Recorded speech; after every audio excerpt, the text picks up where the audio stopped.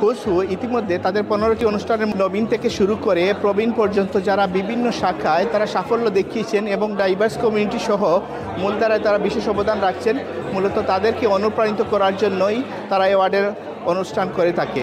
আজকের বর্ণাঢ্য অনুষ্ঠানে বক্তারা বলেছেন এরকম অনুষ্ঠান ধারাবাহিকভাবে হওয়া প্রয়োজন। এরকম অনুষ্ঠানের মধ্য দিয়ে আমরা এই আলোকিত ব্যক্তিত্বদেরকে আমরা তুলে আনতে পারবো, পাশাপাশি তাদেরকে সম্মানের যে জায়গাটা আছে সর্বোপরি যথাযথভাবে সম্মান প্রদর্শনেরও একটা জায়গা থাকবে। I would like to congratulate and extend my heartfelt gratitude to the organizers of the event of Who's Who 2024. This is a fantastic event and I believe that this is due to the commitments and hard work and perseverance to do betterment for the community and particularly for the betterment of the younger generations who will take inspiration and encouragement from this kind of event, that hard work, perseverance and determination and discipline will bring success. Moin Kadri Mayor Barkin and Tagenham who's who আমাদের কমিউনিটির জন্য একটি mile ফলক এবং এখানে আমাদের নতুন প্রজন্মের আরও সম্পৃক্তকরণ দরকার আছে। আমাদের নতুন প্রজন্মের যারা আছে তারা অনেক ইউনিভার্সিটিতে পড়াশোনা করে। আমার মনে হয় ইউনিভার্সিটি লেভেলে যেসব বাঙালি ছেলেমেয়েরা পড়াশোনা করছে তাদের কাছে পৌঁছানো উচিত এবং তাদেরকে এর সাথে সম্পৃক্ত করা উচিত।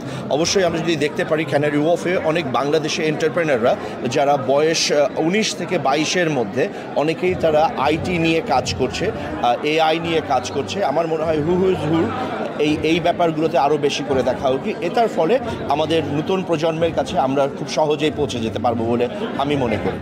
British Bangladeshi who is who বিগত 15 বছর থেকে সমাজের সেবা করে যায়। আমরা কমিউনিটির মাঝে আমরা যে অনেকেই বালা কাজ করি এটা তুলিয়ে ধরার লাগি বিভিন্ন সেক্টর থেকে খুঁজিয়ে বার করেন। কেউ আইটির এক্সপার্ট, কেউ ডাক্তার, কেউ ইঞ্জিনিয়ার, কেউ সব দিকে খড়িয়ার কারণেই কিন্তু আমি মনে করি এই সমাজের বিল্ড করার পিছনে আমরা ইন্সপিরেশন বাড়ানোর পিছনে ব্রিটিশ হু ইজ হুর যে কন্ট্রিবিউশন যেটা আছে এটা কিন্তু আমরা বলতে পারতাম না। আমাদের কমিউনিটির যে উৎকর্ষতা অ্যাডভান্সমেন্টের সাথে সাথে হুজ হু দেখলে আসলে বোঝা যায় যে আমাদের কমিউনিটি কতটা এগিয়েছে। সবচেয়ে বড় যে বিষয়টি যে সারা ব্রিটেনের বিভিন্ন সেক্টরের মানুষরা এখানে আসেন এবং এটা একদিকে যেমন আমাদের সবার জন্য একটি মিলন মেলা, আরেক দিক থেকে আমাদের কমিউনিটির সাকসেস সেলিব্রেশনের একই সাথে আমাদের অতীতের যে অর্জন সেই অর্জনগুলি একসাথে করে সেলিব্রেশনের একটি প্ল্যাটফর্ম হচ্ছে হুজ হু। আমি সবসময় আমরা চ্যানেলসের পক্ষ থেকে যেহেতু আমরা এই অনুষ্ঠানটিকে সাপোর্ট করি অ্যাজ এ মিডিয়া পার্টনার এবং বিভিন্নভাবে সবসময় আমরা চাই যে হুজ হু এমন একটি প্ল্যাটফর্ম হোক যেখানে সব শ্রেণীর এবং সব ব্যাকগ্রাউন্ডের ব্রিটিশ বাংলাদেশিরা একত্রিত হবেন এবং সেলিব্রেট করবেন, ব্রিটিশ বাংলাদেশির সাকসেস সেলিব্রেট করবেন।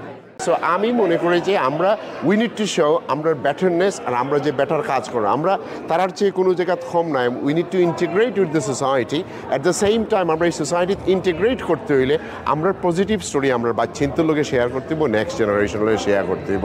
তো আমি যখন প্রথম এসেছিলাম একদম বাচ্চা নিজেই ছিলাম, that was 2006 and after that আমি বার্মিংহামে অনেকগুলো শো করেছিলাম। 13-এর পর এই আমার আবার আসা। তো এখন মনে হচ্ছে আসলে আমাদের একটা জেনারেশন স্বশিক্ষায় শিক্ষিত, ডিফারেন্ট, অনেক ডেভেলপড। ডেফিনেটলি বাঙালি কমিউনিটি একটা জেনারেশন খুব ভালো করেছে। 15তম অনুষ্ঠানে বক্তারা বলেছেন এই অনুষ্ঠান যদি ধারাবাহিকভাবে চলে তাহলে ব্রিটেনের মধ্যে হুজ হু অনুকরণীয় দৃষ্টান্ত রাখতে পারবে। হুজ হুর অনুষ্ঠান থেকে আনোয়ারুল ইসলাম অবি, 52 বাংলা। লন্ডন থেকে প্রচারিত কোটি প্রবাসীর কণ্ঠস্বর 52 বাংলা। 52-এর রক্তস্নাত প্রতিশ্রুতি আমাদের স্পন্দন, মহান মুক্তিযুদ্ধ আমাদের চেতনার উৎস। 52 বাংলা টিভি, বাংলা সংযোগ দেশে দেশে, কানেক্টিং বাংলা গ্লোবালি।